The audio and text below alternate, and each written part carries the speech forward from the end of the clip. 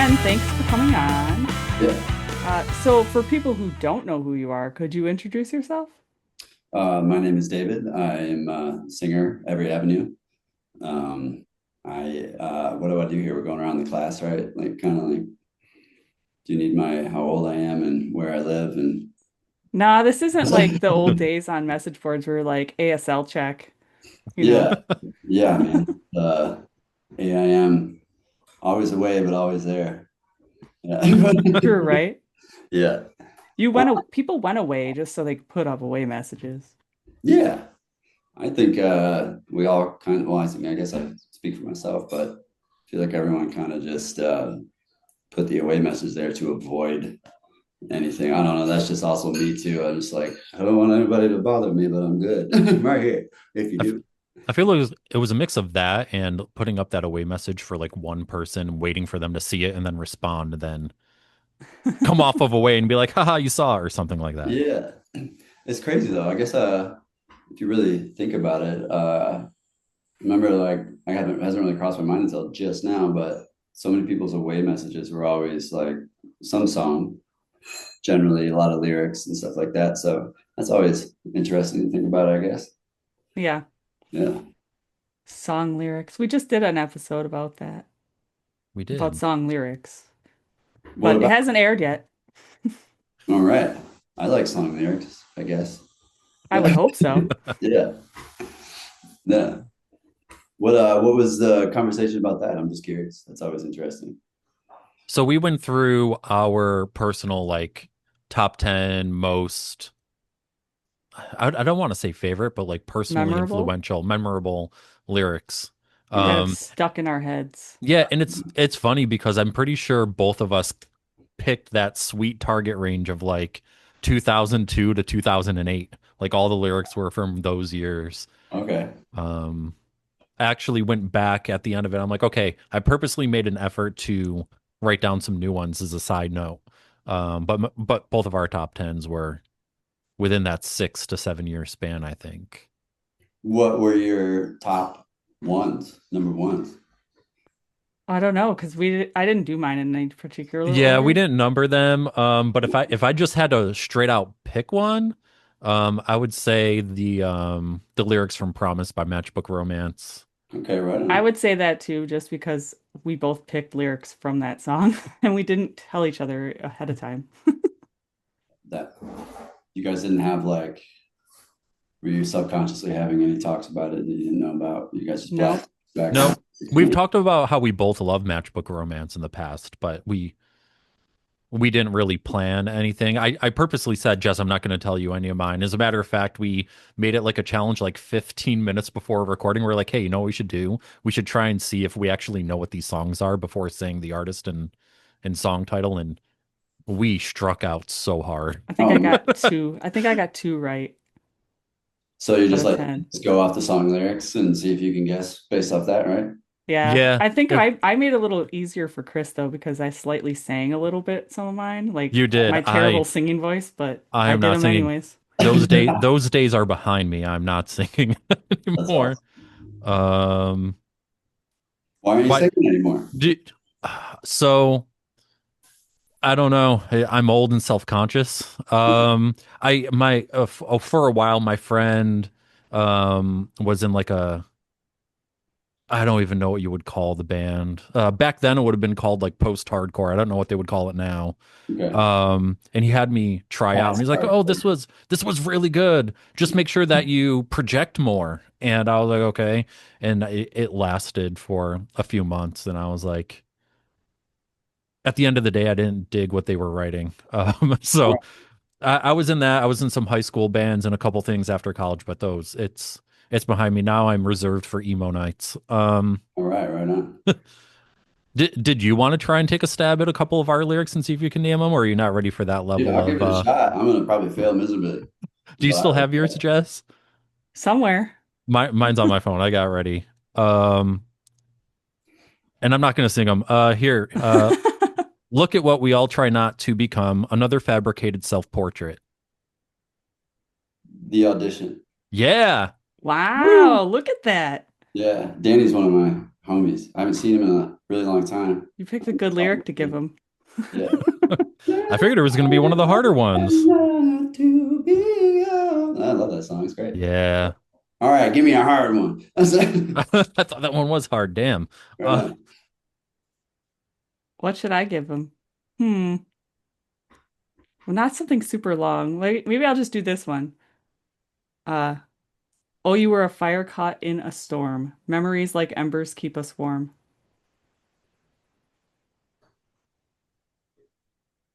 That could be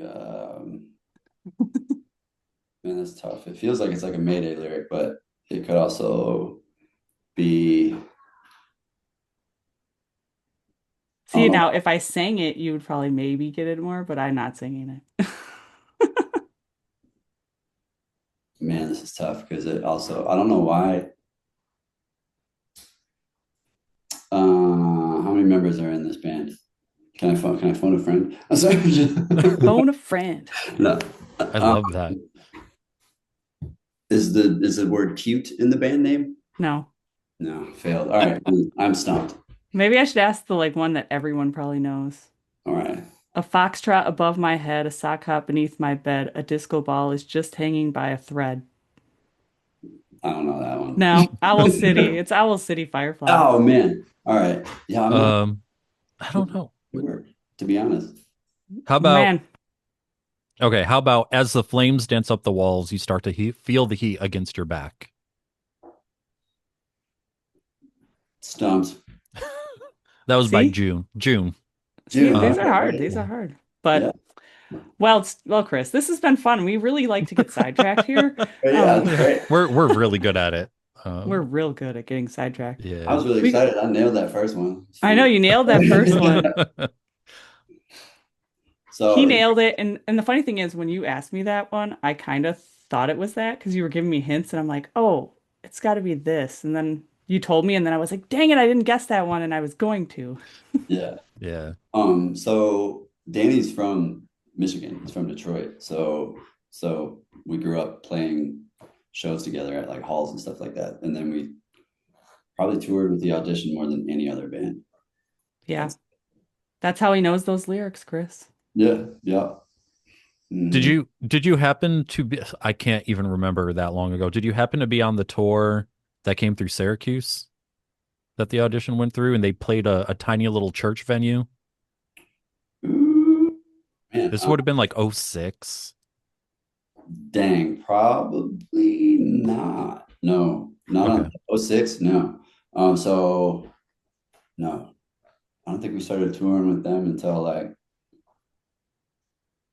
'08 or Okay. not. I'd say Warped Tour. Before that, a little bit, we had some shows, and then after that, for our first Warped Tour. Yeah, Yeah. yeah, Well, we could talk forever about I know. all this other stuff, but we yeah. What have other stuff you got? we have some other things to talk about. But we would love to talk to you about, that you're being a producer and of course Every Avenue. But Yeah, let's start with the band first. yeah, Now, you guys have had quite a journey. You started out in like '03, and then your debut album came out in '08. And then you had a hiatus, and then you reunited, and then you've gone on some small tours and everything. And now recently you guys have been playing shows here and there. yeah, So, are there any plans to like write new Every Avenue music?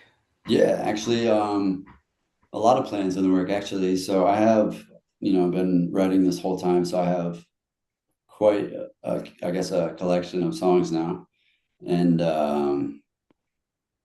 yeah, I'm trying to summarize all this. So the life kind of happened. So Yep. I've been hit by two cars in my life. I was hit by a second one, and then had my first child. So all of this kind of put everything else to a little bit of a pause for a second. But yeah, as of lately, that's what we've been trying to coordinate. Just because being a musician and producer, it's when I'm recording. So that's another thing. I play everything, and I kind of track everything.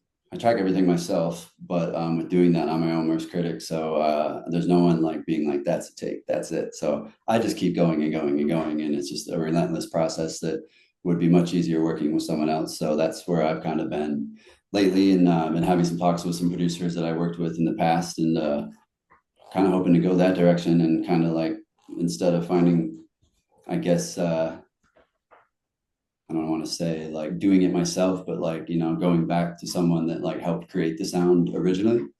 Does Hmm. that make sense? Yeah. Just, and then, yeah, just kind of getting it out. We've been kind of planning this for quite a while, but just having the, everything line up with life to have the availability to do it hasn't made sense till now. So I've been teasing everybody on stage and for tours and for years, saying that new stuff is coming, but I actually mean it now. So, but You hear that, everyone? He actually means it now. yeah, I actually mean it. Yeah, so I'm super excited about that, and I've been having some more tour talks for the end of this year. We got that Boys Like Girls show coming up, and I also, I guess getting sober was another thing that kind of slowed me down for a little bit to kind of handle that, process that, and with that came a lot of life changes. But yeah, but really excited about that part, honestly. Just like I said, going back to some producers that we've worked with in the past, I've worked with, and just seeing, I'm just really excited to see what happens out of that, because it'll just be so cool to see these dudes and where like they've progressed to, since I was working with some of these dudes before I was even like 20 years old. So to see them now at 38 would be pretty crazy. So yeah, The but nostalgia. yeah.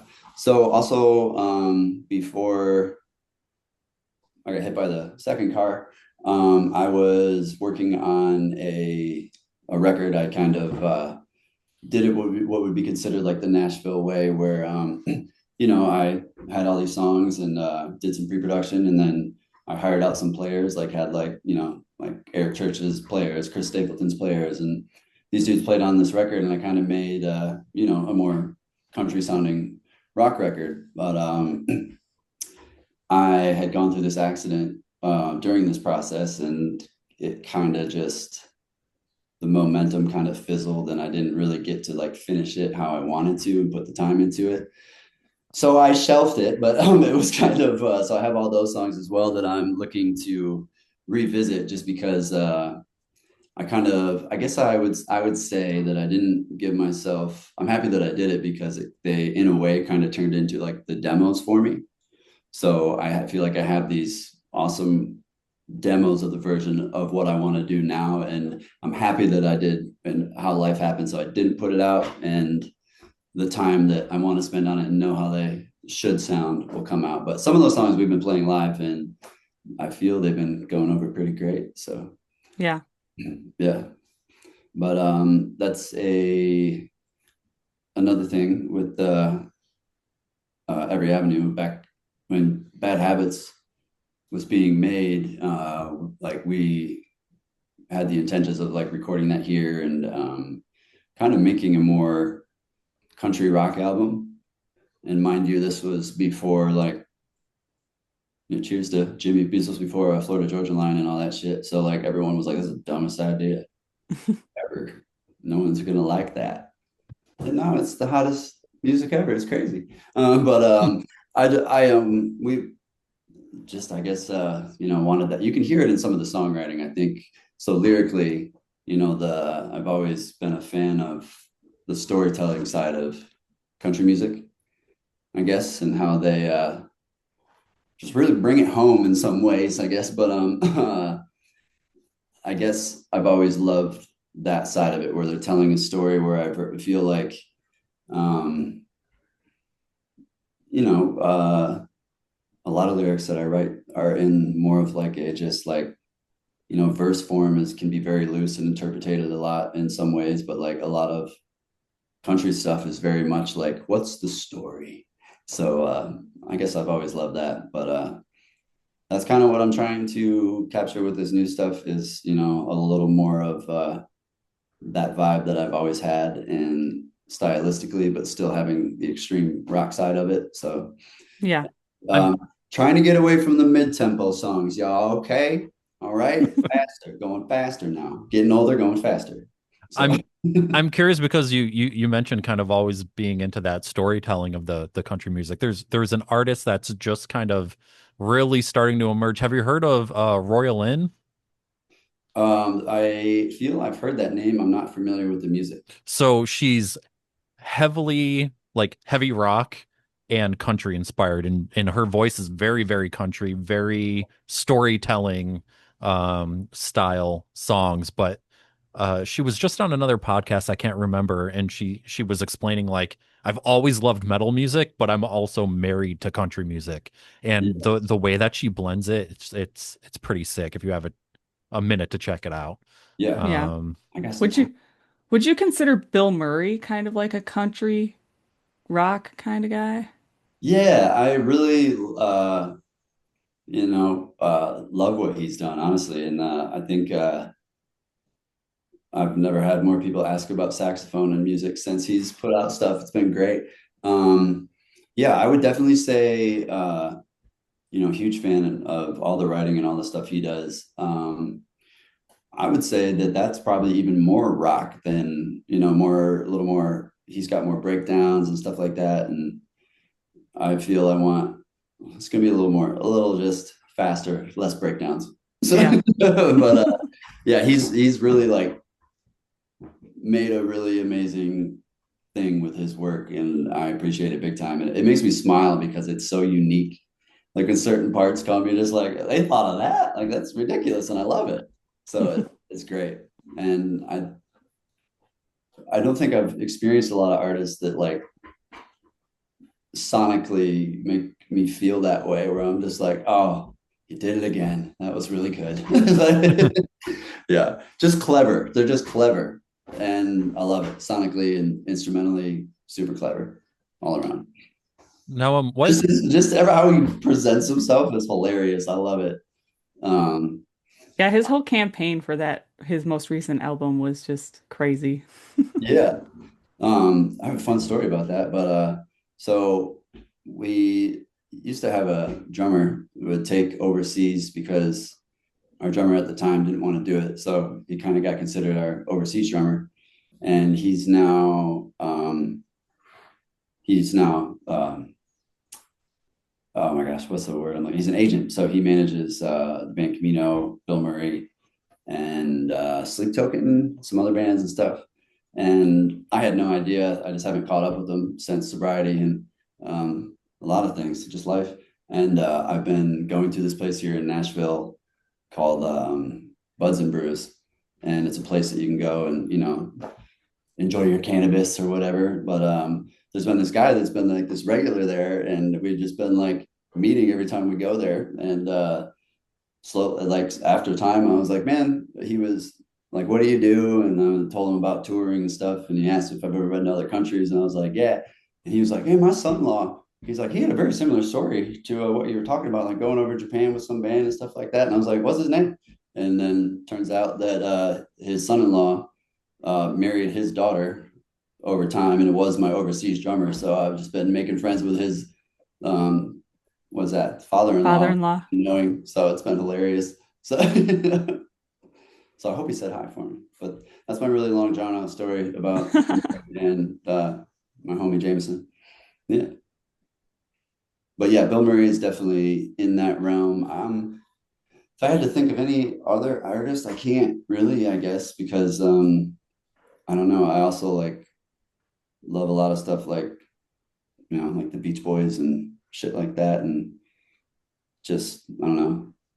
I've been really into. I grew up outside of Detroit, so the Motown stuff has always been a big influence. Anything that moves in that regard, and kind of just um, yeah. I feel like I listen to a lot of different music than what I make, but the music I make is what allows me to express my feelings. So is there anything you listen to that people would be really shocked to know that you listen to? I think a lot of people would be shocked to know that my one of my favorite artists is Sam Cooke. I have his lyrics tattooed on my hand. It says the change is going to come. Heck So yeah. like soul music, Motown stuff is some of my favorite music. Stevie Wonder is one of my favorites. a lot of oldies stuff.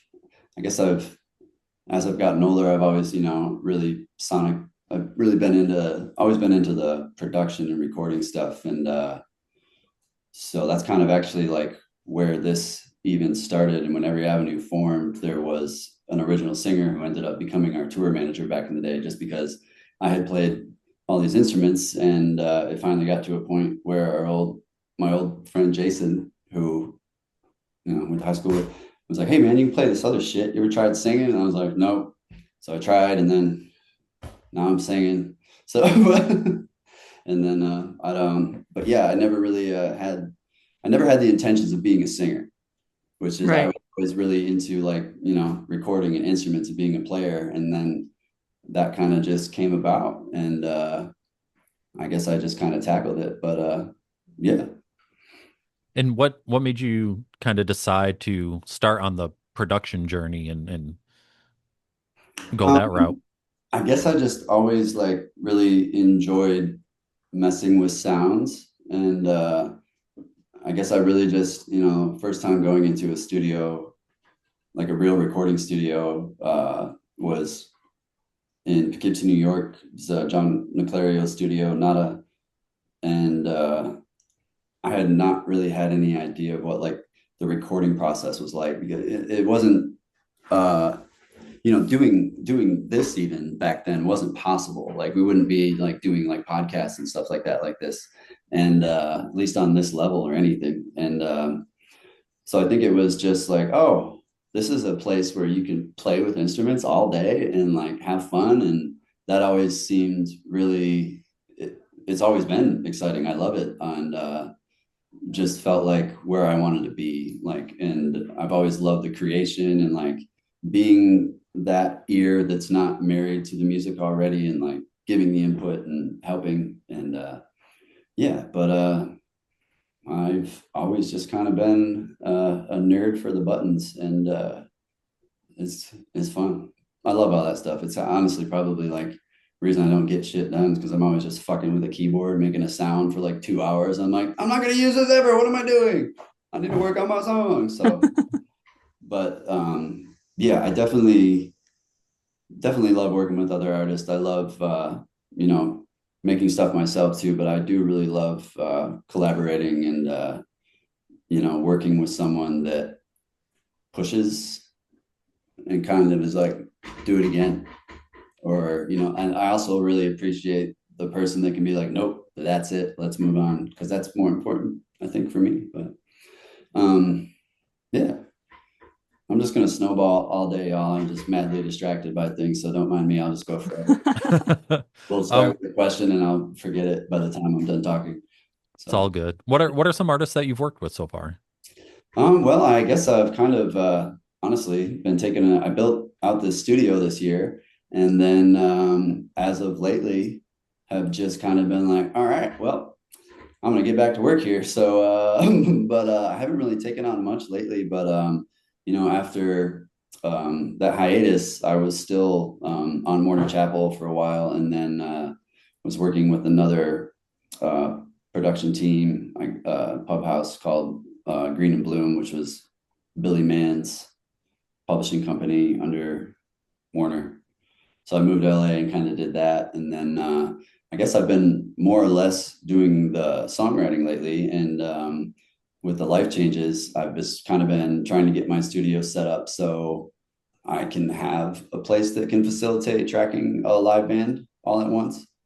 And so honestly, I haven't really done much this year. I've just been trying to get that space ready so I can start seeking them out, because I'd love to start working with some, like, just, I guess people would consider it like passion projects, but like I would really start working on some of projects that I want to be a part of, and other artists. And so yeah, I got some ideas in mind, but honestly, the decision to start focusing on getting this music out has been the priority. So I haven't really cared. So like, all right, studio, you'll be fine when we want. But like that's like where I've been at with it too. I was like, cool, we got the studio, but maybe we should just turn it into like the band house down here, because all my dudes are still up in Detroit, and I'm down here in Nashville. So we start tours from either here or there, but as much as we're gonna hopefully start tracking some stuff together and just rehearsing more, it'll probably be turned into that, but who knows? Yeah, your studio is called The House in Nashville, right? Yeah, so it's How'd just you come up with that? because How'd you it's decide just on a that? house. It's a house converted into a studio. It is nothing more than it's a 2 bedroom, 1 bathroom house with a basement converted into a studio. So every room has 24 in, 24 out. So it's the same idea as having a huge live room, but everything is isolated. So you can have a full band playing. The basement has ISO cabs for your bass and guitars. There's a full reverb plate down there, and I could nerd out on what those are, but it pretty much is never going to leave that house because it weighs more than a car. So, but it's the type of, it's like, I don't know, it's that really cool nerdy stuff to me that people would use what's called a plugin on to replicate that sound now for reverb. But, it's one of those things that just can't be replicated as far as I'm concerned after hearing the real one. But it's like the same reverb you'd hear on some of those like CCR records and certain stuff like that back in the day. So, yeah, so that's all built out, and now I'm gonna change it again. It's great. It's what I do. I state on things, and then I'm like, next. So yeah. Now I am curious too, like being a musician, do you think that made you a better producer? Oh man, I don't know. I feel like it's definitely helped a lot. But I think I don't know. I guess absolutely that with like piano and drums, my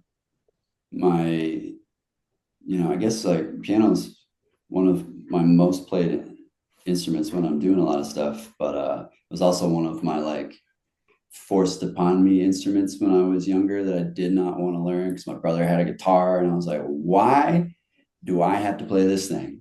But I'm so happy that I did learn how to do that. But I think what really helped me was when I moved to LA, there I was there for 2 years, and there's nowhere has a drum room.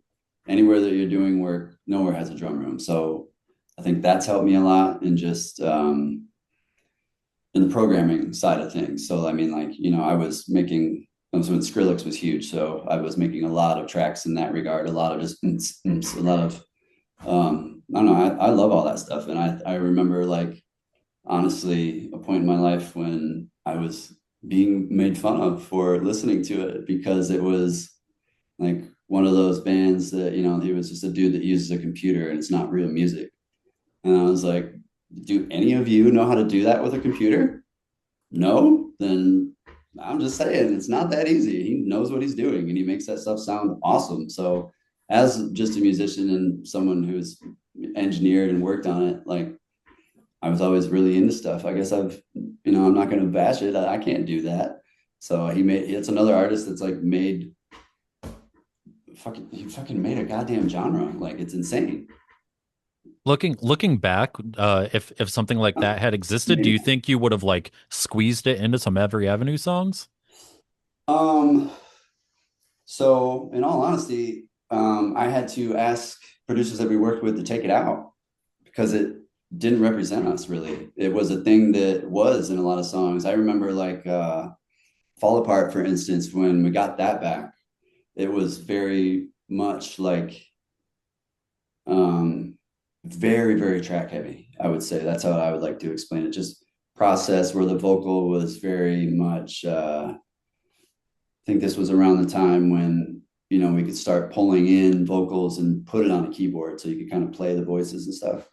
And so yeah, I remember there was I guess I would say like this was taking place, and producers were trying to implement it, but we were going for more rock, more organic, more of a live thing at that point. So all that kind of got dismissed in our music, I guess I would say, in Every Avenue stuff. And I guess, man, it would be interesting because I've been reached out to for some of the like stems for some of our songs for some DJs to do it, but like our old producer has them. I don't have them.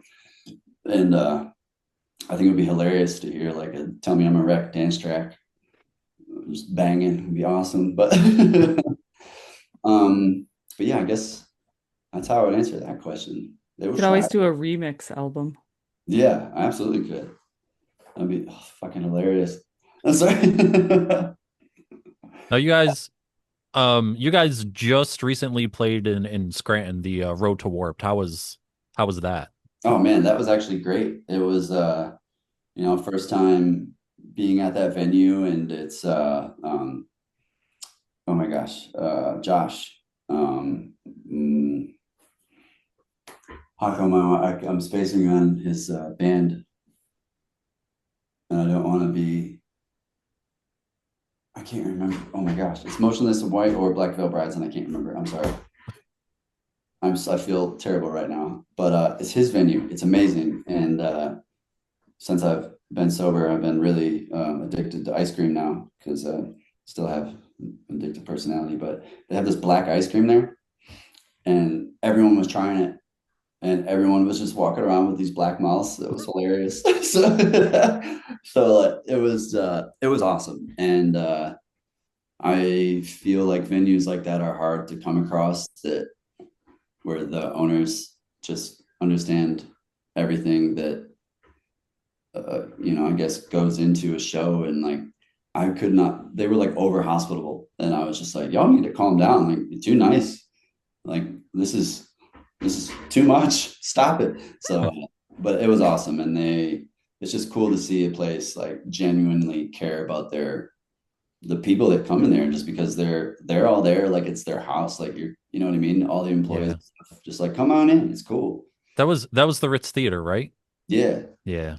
So that was also like, I mean, they just the place looks amazing. Like Yeah. you have it set up, and like it's kind of perfectly set up so everyone in there can see and still have like standing space. It's not like like a movie theater, like you're sitting in that. It's just like stacked seating, and Yep.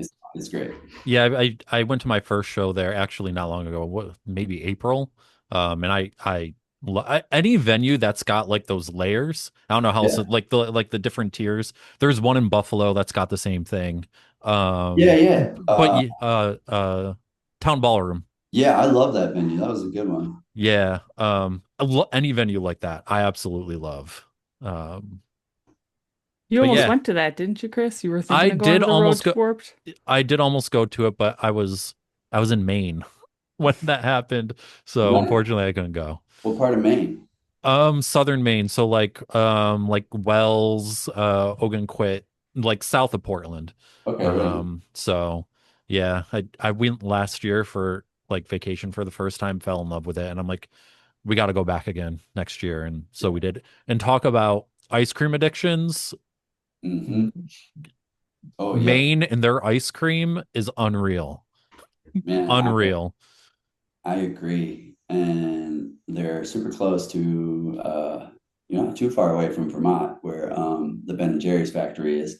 So, but uh, man, I got to go to Maine for my first time recently, and everyone had all these plans the next day after the show, and I just went and found like these. There's a particular bakery that makes everything from potatoes, and I had to do that, and then I was just kind of strolling for sweets by myself. It's awesome, and yeah, absolutely beautiful state. I understand why you fall in love with it for sure. Yeah. Yeah. There's something about Maine, like everything from baked goods to candy to ice cream, there's just so much of it.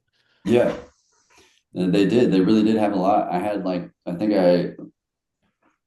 know. I probably went to like 6 different ice cream places in Yeah. 2 days. It was a Yep. lot. Yeah. Did any of Yeah. those places have Blue Moon? So yeah, I mean, I love Blue Moon, but it's like I feel like that and like Superman ice cream, no one's familiar with. Yeah, I know. I Yeah. think I don't remember who it was who talked to and mentioned Blue Yeah, I Moon, and don't they're like, know. "What is that?" And Wait, Chris, this you didn't even know what Blue Moon was, right? no. No, no, no. Dang. Yeah, see. But I'm a Midwest girl, that's why. Yep, yeah. What are See, but they I don't know what they call it otherwise. The blue stuff. But in upstate New York, so like since I guess the Buffalo Sabres have their own ice cream deal with Perry's and they have like a one of a kind flavor. This is the only reason I don't want to leave New York is because if I leave New York, I can't get that ice cream anymore. Oh, It's yeah. like I think it's vanilla ice cream and then you have like brownie chocolate cookie dough in there. You have regular chocolate chip cookie dough. You have brownie pieces and then you have like Oreo ribboned like it's like they crushed up Oreo, melted butter in it and just drizzled it throughout it. It is the most amazing What's ice it called? cream. It's called Let's Dough Buffalo. Let's do Buffalo. Wow, I like that. That was good. So good. I Yeah. don't know how far out of the upstate New York area that you can get it, but I've found it and I can't eat any other store-bought ice cream at this point anymore. Well, I'm probably gonna look into if they can ship it with like dry ice or something now. But I think, man, I don't know. I would, that's like a goal, I feel like, just to have something like that. Now it's on a bucket list. Yeah, I would love. I got it all figured out. I can tell you what I want. I haven't had all the flavors in the world yet, but I'll figure it out. So, So, in comparison of excitement, if you were to get your hands on Let's Dough Buffalo versus playing the Boys Like Girls show, which one are you more excited for? man, that's tough. They're like neck and neck, dude. Ice cream and the boy, that's tough. Um, I'll find ice cream there. I'll play the show, I'll be honest with you. And then, but that's a little different sensation than ice cream altogether. That yeah. Yeah, playing live is I guess probably the funnest thing, but it's also just like I don't know. It's funny to think about playing live because I don't know. I just feel like, working in a studio and rehearsals, like it's amazing to me how we're able to like just take this shit and not like we fuck up so much elsewhere, but then when the show happens, it's just a complete different thing, and I can't explain it. And I don't know. I really love it, and it's a different kind of like communication with the dudes up there, but it's fun. Random question. So, like, I mentioned emo night earlier. Have any of the emo night tours like hit you up? Like, hey, do you want to come be a guest or Yeah, anything like that? we did one in Texas, and it was awesome. And yeah, I would love to do it again. It was who else? We showed up, I had no idea, and it was oh my gosh, Spill Canvas. Well, he played acoustic, so I mean, and that's been one of my that's another artist that I've always loved growing up listening to, and I guess only had played like South by So West, So What, and a couple other things until that, and then so that was cool, and met them, and then had never done the DJ thing, so I had no idea that we had to like stand up there and do that thing. So it was fun. It was great. Would gladly do it again. You Yeah. can put it on your resume now that you can be a DJ. Yeah. So, and I did like, I feel bad, but I did another one, and it was the kind of emo night where I honestly I don't know how they all are. This one we were just a DJ, and then he played live. There wasn't a band, but this other one that I did, there was a band, and they had already had these songs like figured out, and they had me come out, and then when someone like requested the song, finally I would come up and sing it, but they played the song wrong, and it was just very, very strange. And I was like, that's not the right thing. And they're like, that's how we play it. And I'm like, you're playing it with the actual singer, and you don't want to play it the actual way. I was like, this is strange, y'all. I'm like, I'm sorry, but still made it work. But I was just like, oh, I'd rather DJ those. So, Yeah. Yeah, I've caught a couple emo nights I've gone to where like the DJ or like whomever is up on stage and helping them, they've messed up the lyrics even so many times and it's yeah, painful. I just went to one on Saturday night and I recorded a video of Happy Song by Bring Me the Horizon because I was super into it in the moment. And then I come back and I like watch the video when I get home. I'm like, who, first of all, you can hear me singing over the entire damn thing. Yeah. And Yeah. then you watch the girl on stage that's like helping the DJ completely mouthing all the wrong lyrics. And I'm like, Shoot. delete? Well, shoot. How Yeah, come she didn't know any of the words, dude? I don't know. What was the song again? Happy Song by Bring Me the Horizon. Oh, I don't know, man. I You don't might know. know it if you heard it. Maybe Although she. you talking about that girl singing the wrong lyrics and stuff, that makes me think of Green Day. Didn't they just pull a fan up on stage recently and then they started doing Oasis instead? I said maybe. Sorry. I didn't see it. I saw it.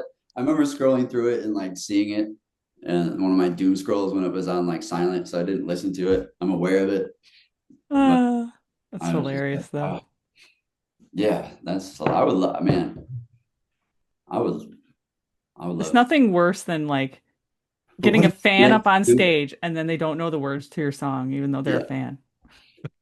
What if they were a fan and they were just a jokester and they were like, I'm gonna fuck with Green Day right They now. might have. Watch this. They pull me up on stage, I'm fucking doing it. They catfished Face them. it.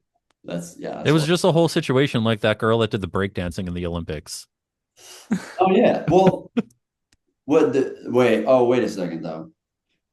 No, those people took that shit seriously, right? Right? They had like a whole wasn't there like all the things around it, how like they voted themselves in, they worked for the I don't fucking know. I remember hearing something about it, but I hats off to them, dude. They went to the Olympics. No, it was one of the girls that did it had no experience. Like she got there and just straight bombed. Like didn't even break dance. Shit. Yeah, I don't even I think like the like Olympic committee like went deep dive on the web to have all the videos pulled of it because it like just made a mockery of it. You can't find the video anymore. It's not out there. Dang. You can find stills, but not the video. Was it were they from here? No, they were from I think she was from Australia, No. if I'm not mistaken. I Hmm. could be right. It wasn't the US. Okay. But yeah, she just completely fucked around instead of breakdancing. Yeah. Um, did you ever see the ones what is it? The Filipino diving team? The Olympic videos of them? I don't think so. You should watch those. It's funny. I love it, but it was like they it was like their first it was probably had to been their first time seeing like an Olympic pool, is what it felt like. Because not they all like belly flopped and back smacked. Like Huh. it was like look it up. It's hilarious. Because I'll have it's Yeah. to one of look those it things. up. It's very similar to the breakdancing thing, where you're like, "Is this real?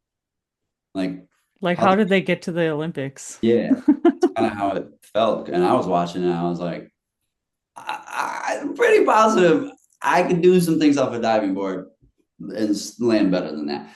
It was hilarious. It was almost like they were going out there like, "Fuck it, I guess I'm gonna do a cannonball because this thing's huge." I don't know. So I thought it was great. I don't know. It's funny, but Oh yeah, my God. Yeah, okay, I'm watch. Oh, that's He's watching it right now. wow. it's good. Yeah. But you see what I'm saying though, right? It's like, oh, okay, well, I guess I'm curious about the Olympic vetting process and what they're doing. Yeah. Yeah. I wouldn't call that diving in the in the slightest. There was like a couple drunk college kids going off a diving board. Yeah. Like at a certain height, it's dangerous. Like, let's stop. Yeah. You hit the water Oh wrong. my Ouch. gosh. Yeah. Ugh. But yeah, things like that give me hope. I can get in there. I could do something in the Olympics. I don't know. In the In the Olympics. Olympics, what would you sign up for? What would I sign up for? I'm not that coordinated. I don't Well, know, I'm Chris. What all would the you do? Filipino diving I'm team. I'm skating. Listen, the first year that skateboarding was in the Olympics, Yeah. and there was one girl that just ollied everything, that pissed me off. But what pissed me off more was the first Olympic skateboarding. I don't know if there's any video of it or how much you know about like what the tricks are and everything. They Mhm. described everything dead wrong. And Oh, I'm sitting there and I'm like, I had to mute it. I'm like, I can't listen to this nonsense. And of course, in 24, they brought Tony Hawk on, thank God, oh, because don't either. oh my gosh, they had all the announcing wrong. And I was just like, I think I between Maybe. that and the girl that ollied everything, the first year was a joke to me. yeah. Um, I think I remember the jokes about that as well. All the snowboarding memes about oh my gosh, the announcers. Yeah, Yeah. hilarious. Yeah. Uh, well, now that we've gone on our, Olympic tangent, do you guys have any other shows happening this year that haven't been announced that people can look Um, forward to getting announced? I guess as of right now, so trying to, I guess, lock in the recording. And then I've always wanted to do an acoustic tour, like a stripped down version of all the songs and even just some recordings of that. And um, just kind of do something cool that we haven't, I guess, had the chance to do, I guess, or I guess, just never, um, I guess, I don't know, thought of doing it so much. But I mean, like, my drummer plays cello in the Trans-Siberian Orchestra and plays for Disturbed and stuff when he comes, and I want to showcase that. And like, all my dudes sing, and we all sing all the time. And I just kind of wanted to do a more stripped down version where it's just like us under like a big like hanging studio microphone, and we just kind of get in front of and do it more of a, I don't know, just more intimate vibe. And just kind of, I guess make it a little more like I said, intimate and showcase the other elements of the songs that are there that you might not always get, or and just experience the songs differently, I guess. Yeah. So that's been kind of something I've been trying to work out. And then but yeah, like I've said, we just, I feel like I've been teasing at the music for so long that we're really just trying to get new music out and then go from there. So probably, looking at like probably the fall, getting some more shows lined up, touring again, and definitely, end of the year, beginning of the year. But yeah, the plan is to have new music out this year, so I'm super excited about announcing that soon. So Well, I'm excited. I'll yeah, I'll be looking out for some new music from you. yeah, all right. But yeah, I hope I can make the acoustic tour thing happen too, because I think it'd be super cool to get some other bands, in on the whole thing. I think that's another reason why we haven't really ever tried it, because, to try to do a whole acoustic tour to get other bands to do a stripped down version isn't always the easiest. But, we've talked about, just certain groups from certain areas. Like you mentioned Maine, like we go play with Sparks the Rescue up there, and it'd be awesome to get them on like a couple shows over in that area and just kind of touch some other markets that we all haven't. And I think it'd be cool for everybody, and anyone that wants, any band or group artist that wants to be a part of it, that kind of wants to look at it like that, where their fans are able to experience the songs another way. It'd be pretty Yeah. cool. So Time to put out an open call. yeah, dude, everyone bring a seat like it's the fucking parade. Plop her down, take a seat, chill, have a beer. I don't care, whatever. Mhm. Now, Chris and I really love hearing stories from like the road. Are there any like crazy shenanigans or stories that you could share with us from, maybe the earlier days that stick out in your head? Man, the earlier days. I feel like every day was pretty crazy. Earlier days.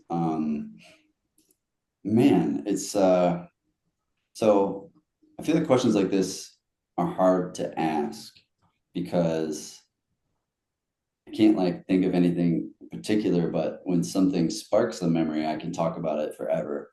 Like, so Yeah. it's tough to be like, what is like the craziest story? I guess Anything crazy you saw like while performing? Anyone like throw shit at you? Anyone get wrecked in the on the floor? oh man, Have your van break down? had the band breakdown a lot. That Chris, you know that happens all the Yeah, time. I mean listen, I'm trying to find a like common thing to yeah, He's get the trying to thoughts spark your going. memory. Yeah, yeah. man. There was a lot of crazy shit. A lot of crazy shit happened.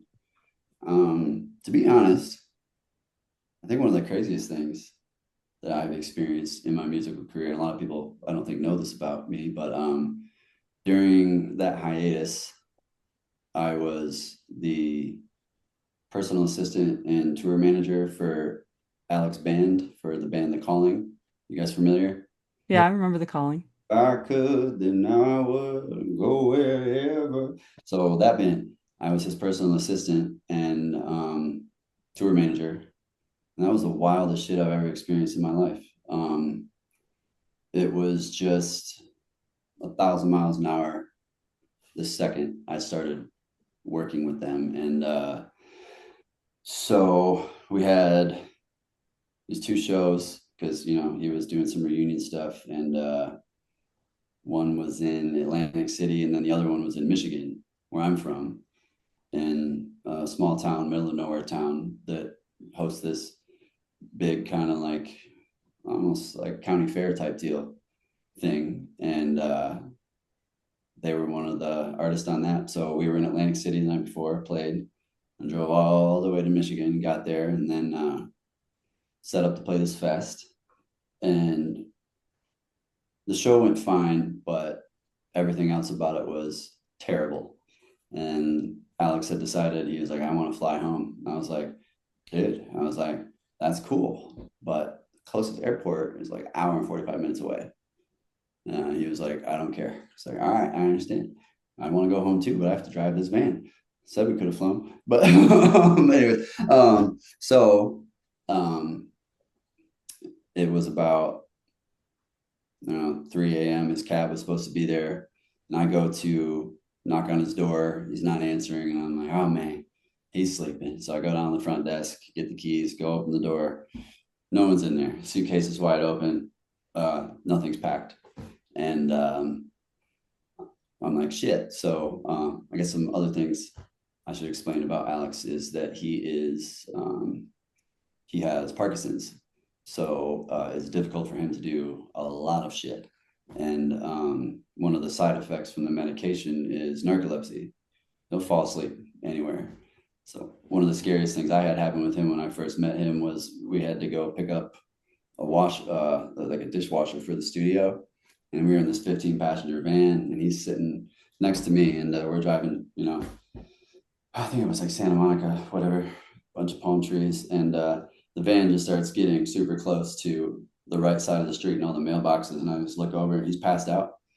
I had no idea. So thankfully, we were in a 15 passenger van because there's no other vehicle I could ever imagine being able to do this. But I grabbed him out of the seat, threw him down, and then took over the van. And I was like, you're not driving anymore. But he like woke up and he's like, what happened? I was like, you just passed out in traffic. You don't tell me what happened. Like, I didn't know he had narcolepsy or any of this stuff until then. So that was crazy. So anyways, I go to his room, suitcase is empty. I go down to the front desk again. I'm like, hey, have you seen this guy? You can't miss him. He's, wearing a red leather jacket and snakeskin pants. Have you seen him? And he's like, yeah, he went to go get cigarettes. And I was like, shit, where? Because, there's only so many places. So I start going and driving around and looking for him and go to these gas stations. And I'm like, fuck it, I'll start heading back to the fairgrounds. Who knows? And mind you, Alex doesn't do any drugs. He's actually like allergic to alcohol. So he just wanted some cigarettes. And so he, I think, so anyways, he eventually, as I'm driving towards the venue, he pops up on the side of the road and he's walking and I get close and he was covered in blood. And I was like, what is going on? So in this time when he decided to go get cigarettes, our hotel had been stalked. They waited for him. He got abducted. they drove down to these train tracks by the place. He talked about how he was up from Atlantic City the night before, talked about a lot of his success on stage in the middle of this town, and got abducted, thrown on the train tracks, left for dead. All of his teeth on the side of his face were whacked out with a gun. And then I was driving to the hospital. I called 911, and TMZ somehow got a hold of my 911 call, illegally played it with my name and phone number, and I had to get it. That's why I have a new phone number. So that's probably the craziest story I've ever had from touring ever. That's So that's pretty out there. yeah, you That's can a look it up crazy too. one. I think the TMZ call is still out there if you guys want to check it out, but it won't have my name and number in anymore, unfortunately. And if it does, it's not right. I I'll couldn't, look my it up. phone I'll literally definitely look it froze. up. My phone froze because all these people all over the world were trying to see what was going on with Alex Band. Hmm. So I couldn't do it. But so that was a pretty crazy one. I think other than that, probably craziest thing I ever did was, I don't know, sign my first contract. That'll probably be the wildest thing I've ever done. No, I'm just joking, but yeah, that's probably the craziest story I have. Other than that, man, I don't know. There was a lot. I blew my teeth out in the UK and didn't know until we got back in the USA. That was fun. I stepped on a microphone cable and it blew my teeth into chiclets on the last night of tour. And we used to party, so I wasn't aware. You weren't aware because you were Well, partying. there's all these pictures of me like afterwards, just taking pictures of all these fans and my teeth just like gone and missing. So all these teeth down here are fake. They're great. Well, I couldn't even tell. Yeah. And then I don't know. I really can't. I don't know. The audition toured with them. It was, there was a time when they couldn't play the show the next day because two of them ended up in jail um, from kind of a security guard in New Orleans telling them to stop and them saying he's a mall cop and that not going well. New Orleans was never a good time for any band. I Um, You're just mentioning the audition. yeah. They caused trouble in Syracuse, and we're told they're not allowed to come back. Um, Ooh, what so a when I saw them again, it was a church venue, right? So it was like this rec room at a church, and maybe I know what helps venue you're talking about now. the furnace. Yeah. Yeah, It yeah. was the It basement was. part, right? What was that? Was it in the basement part of it? Ish? No, no, it was like I don't think there's a basement to that venue, but Actually, it was like a dark room. There was like a little rec room with like like a pool table. They had like N64s hooked up and like yeah. all this other stuff. So yeah, it's like a room of like 250, Okay. but Danny climbed up onto into the rafters and swung his knees and broke the air vent. Like straight up broke the air vent, and the promoter was pissed because the promoter had this relationship with the church. And yeah, I remember hearing the conversation between Danny and the promoter Matt, and he's like, dude, he can't fucking come back. Damn. Well, I mean, they didn't try to fix it, did they? I don't think so. Hmm. I vividly remember it was after the show. Danny was out smoking, and that's when the whole conversation happened. And this guy, so the promoter used to work for Trustkill, and he lived in New York City, but he did all the shows up here in Syracuse, and he would drive up. So he was a cranky son of a bitch. All the time. He was a cool guy, but he was cranky, like Yeah. and super opinionated on music. Most of the bands he brought in, I was good friends with him. He would message me. He's like, "These people are shit, but I'm bringing them in because everyone wants to see them." Um, but Yeah. yeah, no, he was pissed. He was super pissed about that event. Um, but yeah, seeing that whole thing go down and seeing that argument um in broad daylight, which I thought was unprofessional of the promoter to Yeah. kind of do that out where everybody's leaving the show, but Mhm. whatevs. Yeah. It's, I feel like, that's an interesting thing to explore because I feel back in the day looking at it, we're putting on these shows and we're all young and, we have these influences that we're looking up to and all this stuff. And the rock and roll thing was such a dream, growing up. And I think at stuff like that now and I'm just like, man, like I wouldn't even think about not trying to go to the promoter and being like, dude, what do we got to do to make this right? We just broke your venue. Like, sorry, we were rocking so hard. But, I could imagine back in the day, you're sticking up I, for your band and you're like, dude, yeah. you're rocking. That's part of the show, but, I don't know if that's necessarily the Victory Records wasn't going to pay for anything broken. Yeah, Victory Records wouldn't have paid for shit. I Well, had to look. then, it makes sense. They were justified and everything because they were pissed off about their deal. Yeah. I had to look That's up the why they're whole. breaking stuff. Wasn't them. I had to look It up was just their punching bag. the the whole lineup to that show. It was Emmanuel, Laureen Drive, The Audition, and My American Heart. Oh my gosh, My American Heart. Whew. That's crazy. Am I correct about this? Dustin, right? My American Heart. Hook, Dustin Hook, Dan I think Shay. so. I think Yeah, so. yeah, yeah. Okay, I'm right about that. That goes so far back. That's just crazy. He came out to one of our most recent shows. I can't remember where, Philly. Who knows? But yeah, he's been playing for Dan and Shay for quite a few years. I don't know if you're aware or not. Dustin from My American Heart. No, I wasn't aware. Yeah, he's been their bass player. Hmm. Right? Yeah, Hmm. Dustin Hook. Yeah. Does real estate and slaps the bass for Dan and Shay. Does real estate. Have you seen the emo realtor? He just came across my like for you page and he like writes songs Brian? about the song. He writes songs about the properties he's showing. Is his name Brian? I don't know what it is. Now I gotta look it I up. gotta see this. Yeah, I gotta see this. Please show me. Let me see if I can find it. You always Very have the Google ready. Yeah. While I'm looking that up, I'm gonna shoot down to my next question. What have been your favorite places to play over the years? shoot, man, that's tough over the years. So I guess I gotta ask some questions. Are we talking like the venue? Are we talking the state? Are we talking, you know, anywhere in the world or what? Let's go Hmm. every country, every state, one venue each. No, I'm kidding. I can do it. I can do it. I can do it. Every country, and every state. Man, that's tough. Um, well, I guess more recently, there's this dope venue called Gabe's in Iowa City. Super punk rock place, like carrying your shit up 30 fucking stairs type deal. Stickers covering the walls.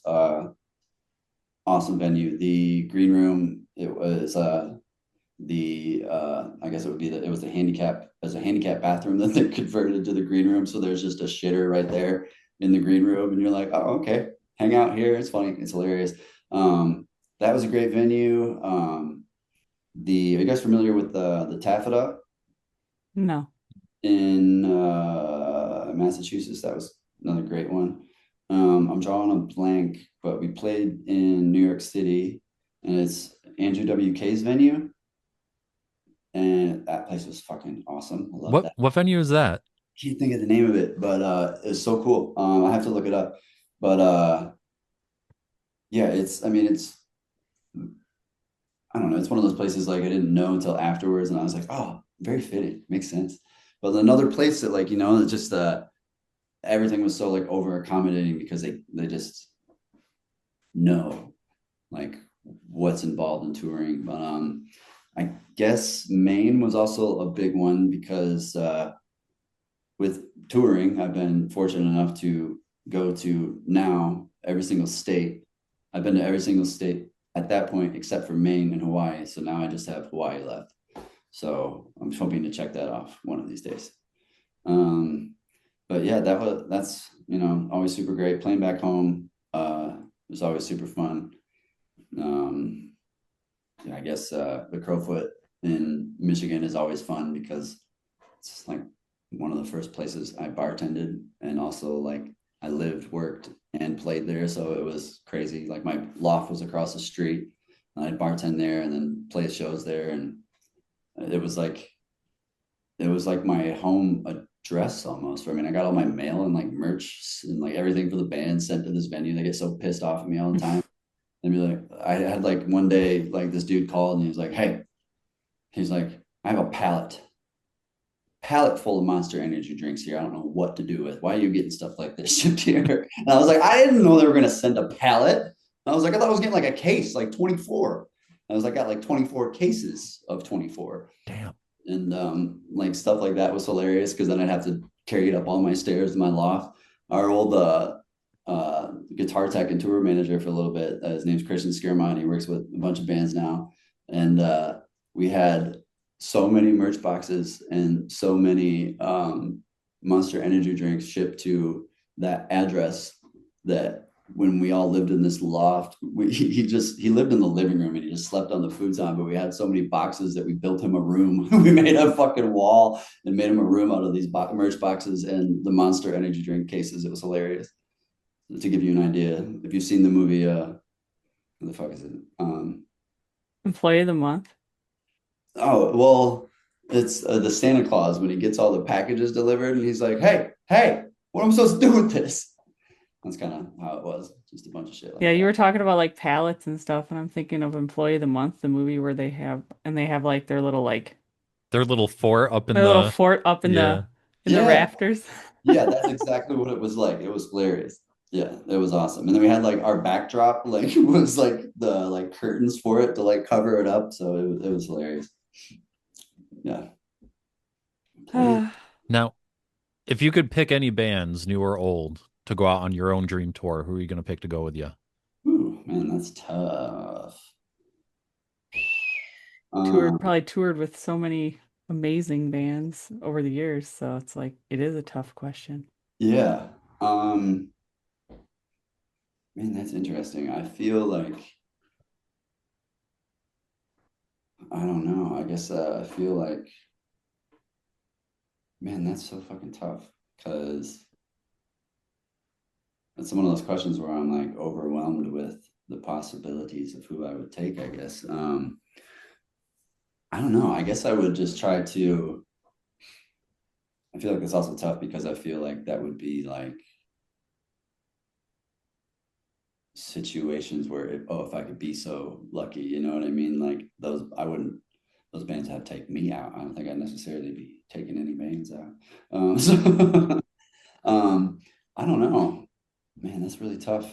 I'd have to ponder that for a second. I'm trying to think in my head. I mean, like, I mentioned the band Camino.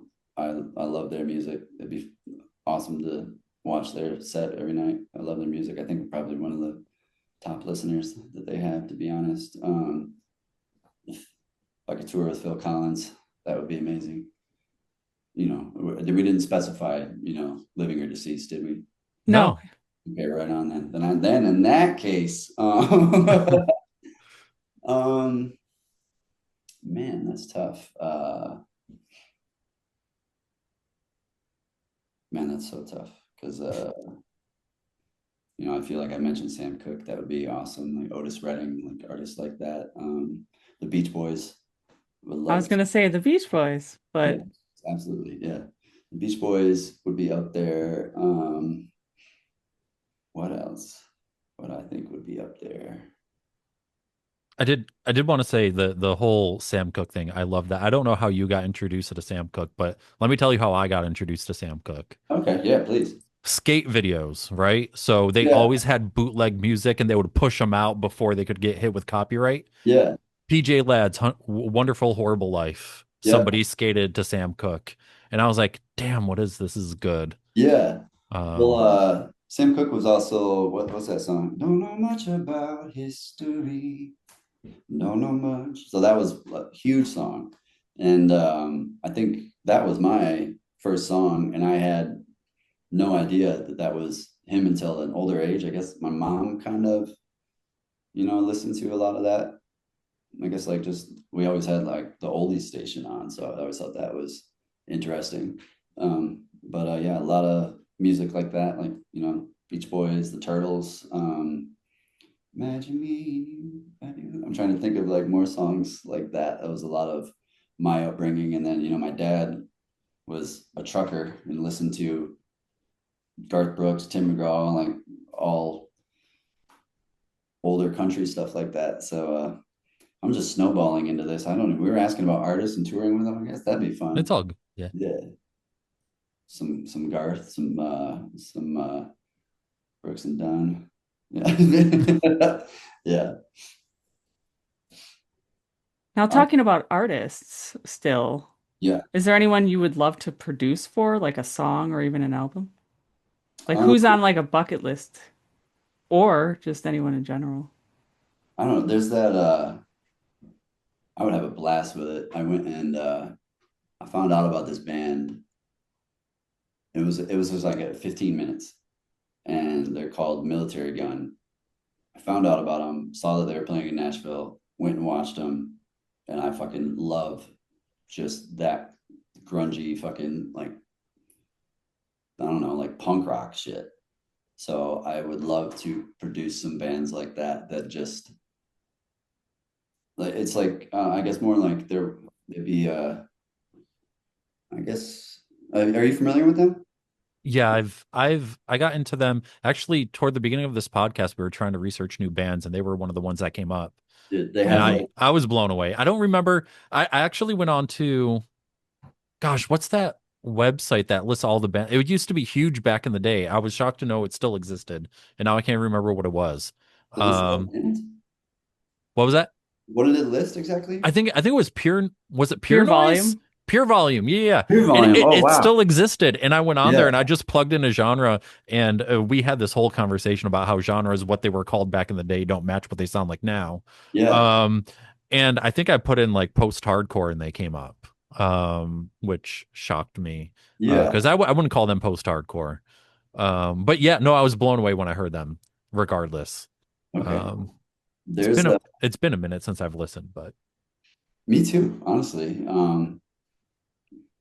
I guess yeah, I can't think of the last time I scoped their stuff out, but like I would love artists like that. Um I love working with singers, and so that's kind of like, I guess, what I do is I can, work with someone who doesn't play anything and produce them a whole song with by playing everything. So I really love working with artists that are, kind of just singer-songwriter. And I don't know, I guess also, I mean, so I've had projects too that I've also like sent people like their money back and just been like, hey, like I'm just not the guy that's going to be able to produce it. And it's nothing against your music. I'm just being aware of like what I'm going to bring to the table. And I'm not in this realm to like help you. So you need to find someone else. And I don't feel I've ever had many some people will do that, but a lot of people will try to like make it work. And I think that's what I've also I guess tried to avoid, is just being like, all right, like, work on stuff that I know will make the artist happy at the end of the day, I guess. But I like working with, like I said, a lot of singer-songwriters that are just acoustic and kind of, I think that's my favorite, just being like, all right, this is what like I hear, and hoping it sparks something with them. And then once that clicks, it's kind of just a process from there on out, as long as the song's there and the vibe is kind of fitting and determined. We've talked to some people that are just singer-songwriters. Yeah. Yeah. Like what? Well, we got Sam Tabor, right, Yep, Chris? Sam Tabor. So he's a folk artist. Okay. And Gina Um, Fontanella. Okay. yep. Um, Um, I'm so trying yeah, to think of anyone else, but I we've think, we've had more, but I'm blanking. LOL, it's Leah. yeah. Yep. yeah, okay, yeah, yeah. I met her out in Anaheim, Chain Reaction, I want to say, but she's also in Nashville too a lot. Hmm. Yeah. Um, yeah, I gotta reach out to some people. I can forget. Uh-huh. Um, Yeah, I guess it recently hasn't been on my radar to like do that because I just know that it's not in my cards right now to take the Right. time. But yeah, I love working with artists like that I can just like I don't know, just uh I guess it's cool to work with artists like that when they're just able to give a performance and I don't know, just like capture the singer-songwriters are just great because I feel like, that's the song. And that's what I love. Why I love working with singer-songwriters so much is because that's the most important part. And I feel like that to me is where the music really thrives is when that connection is made, when you're actually like feeling the lyrics and like melodically everything kind of lines up. I feel like it really, creates ease with the ability to cater everything else around the song and the lyrics versus trying to maybe necessarily approach it the other way where it's like, all right, we have an idea about what we want the song to be about. Let's kind of like get the like a the meat and potatoes of like a structure down. And sometimes that's great, but also sometimes, in any way it can be limiting because you're kind of building stuff up there for parts of a song that don't really you're maybe trying to create the feeling that the song by itself in that acoustic form haven't made yet. So you're creating that dynamic. So there's a lot of different ways to go about, I guess, the creation process. But my personal favorite always, really lies with that focusing on the song, I guess.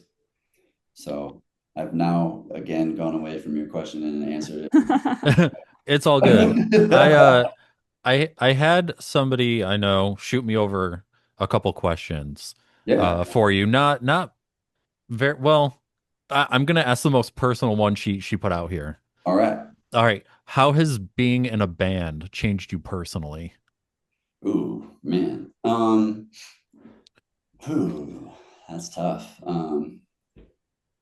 How has being in a band changed me personally? I, I guess it's just changed everything about me. It's kind of, I don't know, I guess it's so being in a band versus just being a musician, I guess, is that more the question? Yeah, yeah. Yeah. At least that's how I interpret it. So I think that being in a band um comes with um pursuing a particular lifestyle that you accept and are aware of. And I believe that that lifestyle is what's probably changed me the most is the adaptation process in between is probably what has caused the most change is, going from one headspace and then completely stopping that for a certain period of time and then adjusting again to this new area, I think is what has probably changed me the most. Where like so I have a toiletry bag on the ground right now. Like that's how I live my life. Like I don't put it away. I got back from this vacation 4 days ago. All my stuff still in my suitcase. I'm still pulling clothes out of it. Like it's I think I've made a lot of adaptations in that way where it kind of subconsciously has made me uh I don't know, I guess in a way be prepared or expect like big change a lot. I think that has probably changed me a lot in that way where it's I think not touring after doing it for so long, I haven't toured as much as some people have, but we toured a lot. And even thinking about the amount of shows we've done in the past, X amount of years now, X amount of years, those amount of shows, like that would have been half of like, 2010. So like that much of a lifestyle, like that particular way, and just like getting used to it. I think is ultimately what has, changed me the most. And then going from the lifestyle of, um, I don't know, it's interesting because it's, looking at it now and like seeing it from an outsider perspective, it's such this like, I don't know, it just seems like a dream, like a, not like a fantasy almost. Like so many things about it are, um I don't know, not what you might think they are, I guess. And I don't know, I guess filling time, and it's been interesting. So I think, adapting and I guess trying to find, I think that also had a lot of ways to do with my addiction. It was, probably trying to fill that sense, and that like I said, I'm explaining it. And I'm one of those people that's been able to experience like what playing live is like night after night after night. And there's nothing else that compares to that. And I mean, I'm someone who struggles with addiction, and you take something like that away, you're going to try to fill that void. And I think that's another thing that's kind of also helped with a lot of, it helped shape me in a lot of ways. But when I was younger and looking at it, and we were, mentioning like the audition show and stuff, and like putting on those shows, and just, I think of it now, and it was amazing. But there was also like this side of it that I don't think a lot of us really like were aware of, that, we were living this like rock star lifestyle, so we thought. And instead of a lot of us really like truly,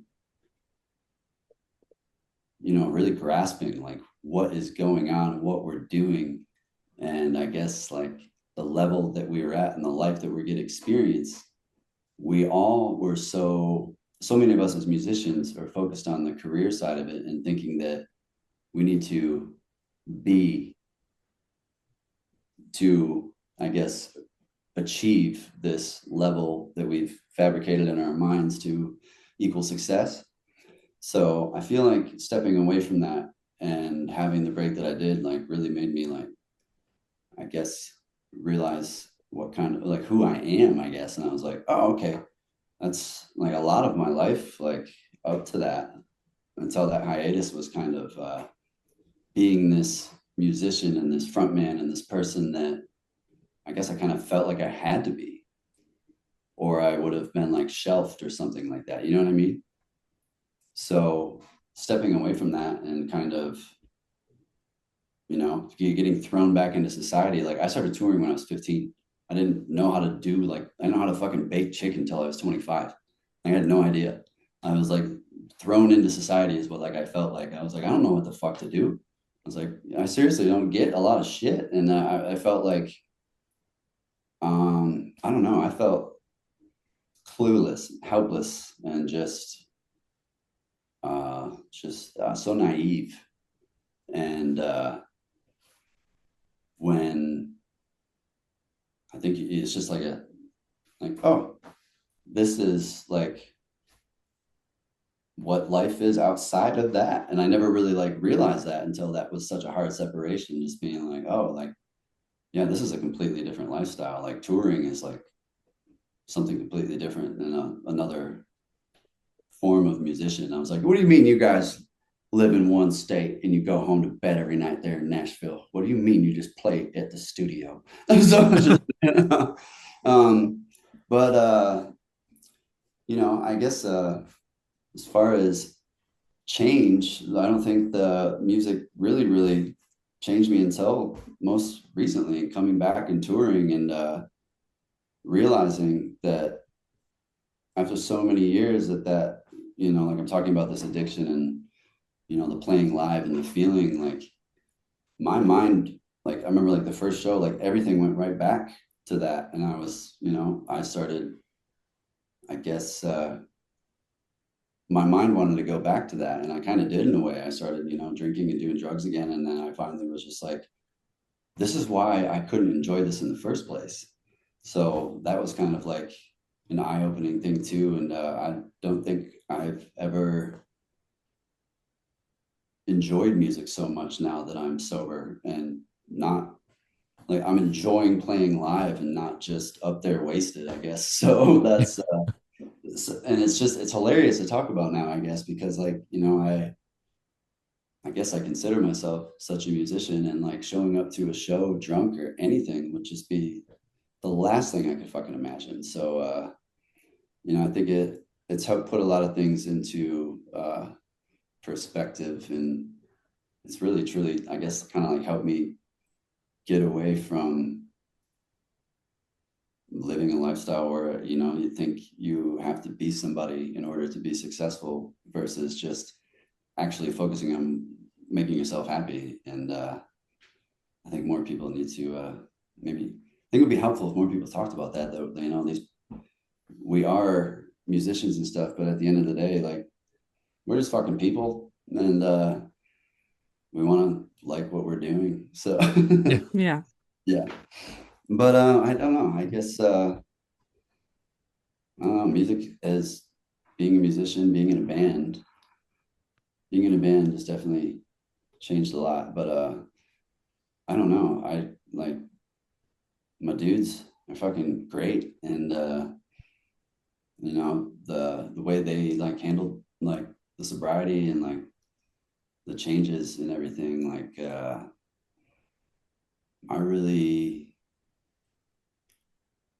like the band does kind of like comes your family. So I feel like that's a unique bond that a lot of people don't get to experience, and it, the the bond is all made through music, which is kind of cool. And I think without the group of dudes to kind of like, or the females as well, dudes, females, everybody, like just the team and everybody to kind of keep you in check. I don't know. I think it's a thing that's really like taken for granted. Like it's more like it's a family, and it's not really no one's there to just be an employee, I guess, so but So it sounds like it's definitely changed a lot. yeah, thank you. I'm snowballing. So Please let me know. Sorry. I'm just now running. I've got a much lighter question. This one's going to be a bunt compared to that one.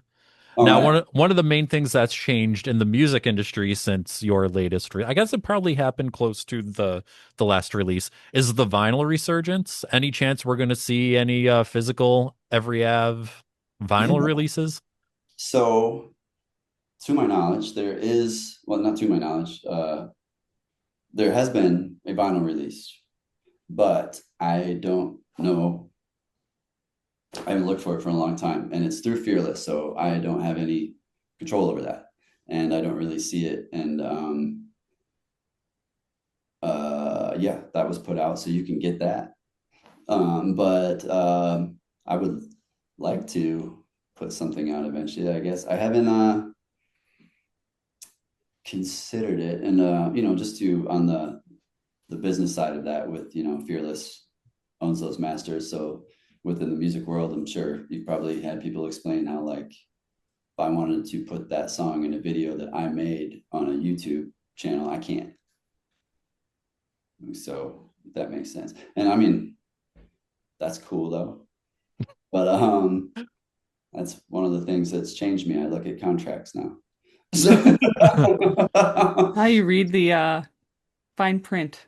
man, I'll be like, that was like the thing, I guess, another thing, I grew up outside of Detroit, in the middle of nowhere. So contracts were, where's the back page? You know what I mean? It wasn't really like, this is going to get me touring. This is going to get me out of here.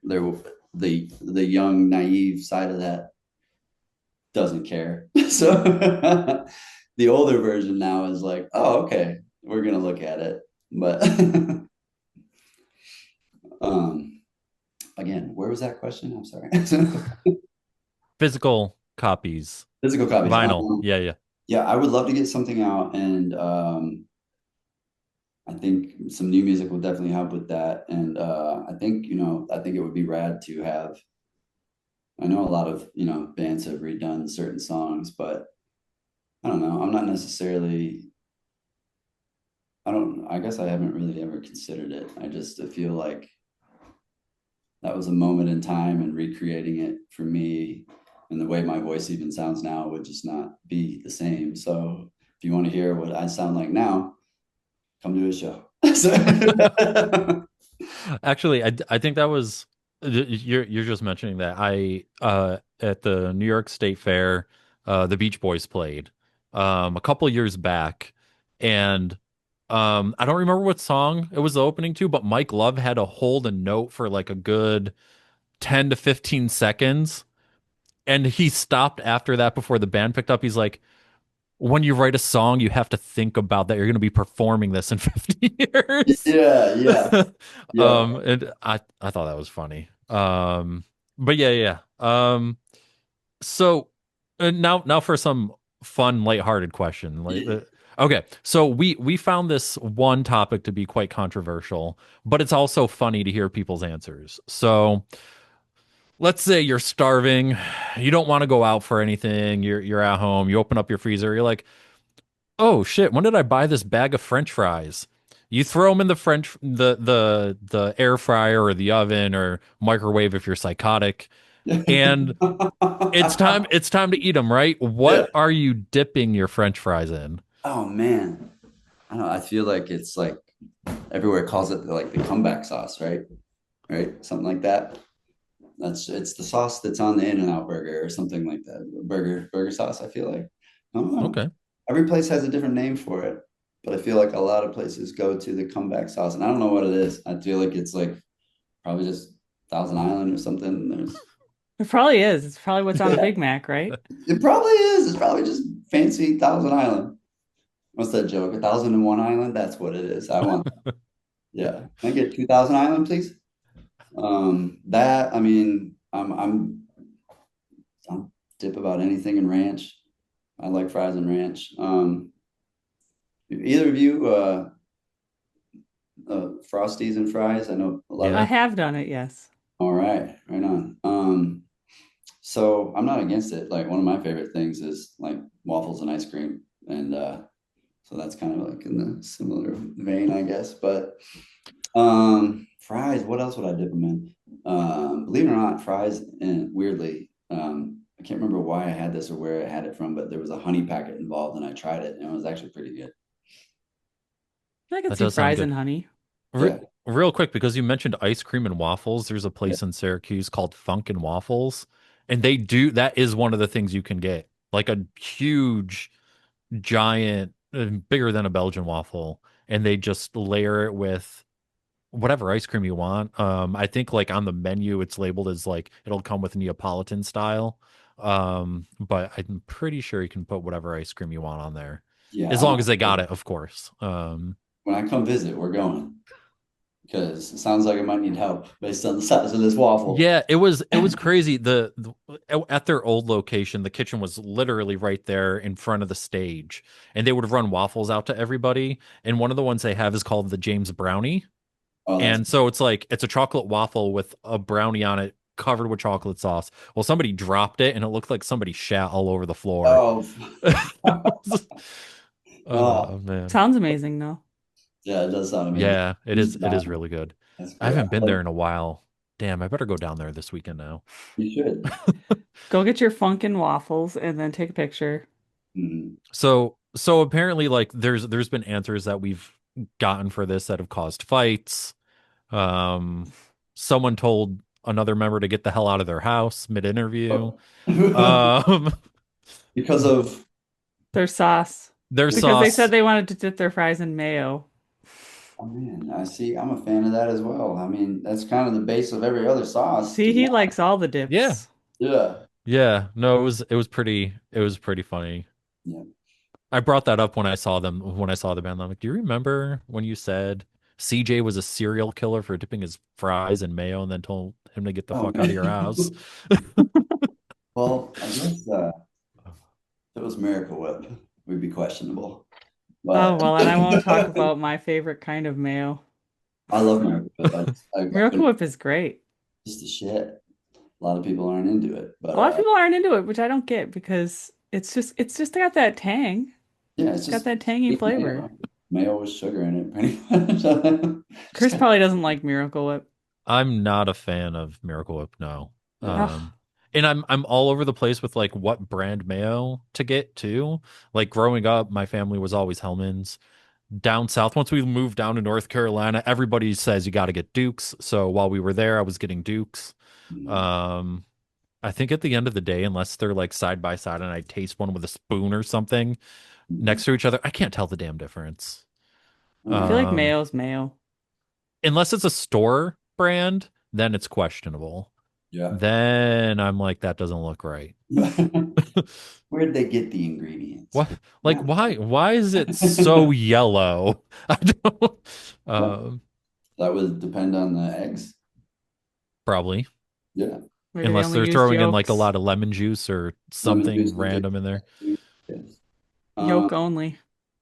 Yolk only. Yo, I guess but I but guess the may but that then you're talking about a hollandaise because mayo is just the egg white. Well, that's like then a hollandaise mayo. yeah, you got butter, lemon. Yeah, man. Uh, man, hollandaise is great sauce though. But you know what else? What all can you really put it with? Could dip Yeah, your I fries in it, I guess. Yeah, I haven't tried that. I guess. fries and hollandaise. Oh, see, that's I did okay. So I guess it would make sense because I'm thinking about it. I'm like, okay, that sounds really good. But I dip. So if I go out for breakfast and I get like eggs Benedict and it's covered in hollandaise, I purposely get home fries to shove in the rest of the hollandaise. Yeah. All right. So it makes sense. That would make sense. I feel like yeah. What else do they? What does the eggs Benny dish come with? Otherwise, what are you getting? What's the side? You got to have something to soak everything up, right? Yeah. It's a runny dish. Yeah. Yeah. Yeah. So that's another thing I did through my hiatus. Kind of dove into the restaurant world and got into bartending and worked at a lot of restaurants for quite a bit. And it was super fun.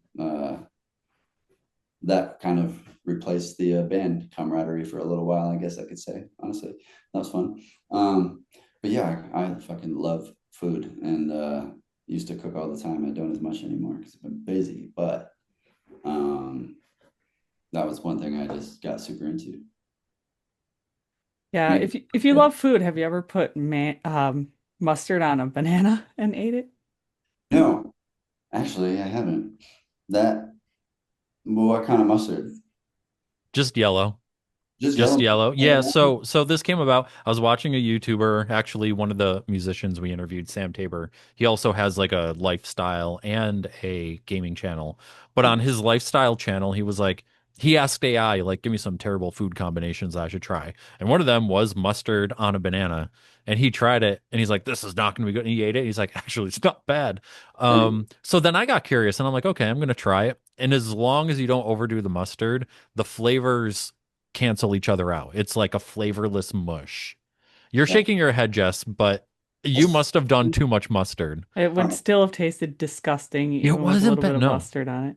it's not bad. It's really not bad. It's To become me, this little thing now where we start like bring it up to people and see if they're willing to do the challenge or not. yeah. So we had a band from Germany and Put a banana in my house, I'd do it right now. I'm intrigued. we had a band from Germany on and one of the guy in the band, he loved mustard. So he was so down to try it.